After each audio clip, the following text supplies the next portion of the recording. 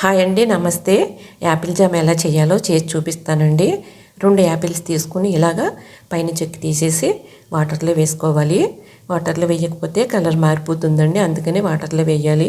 ఇలా గ్రేటర్ తీసుకుని చిన్న హోల్స్ ఉన్న వైపు ఇలా తురుముకుని స్టవ్ మీద ప్యాన్ పెట్టుకుని తురుముకున్న యాపిల్ అందులో వేసేసుకుని ఫ్లేవర్ కోసం చిన్న దాల్చిన చెక్క ముక్క వేసుకుని మూత పెట్టుకుని దగ్గరగా అయ్యేదాకా ఉడికించుకోవాలండి. 5 మినిట్స్లో ఉడికిపోతుంది. ఉడికిపోయిందండి, దగ్గరగా అయ్యింది.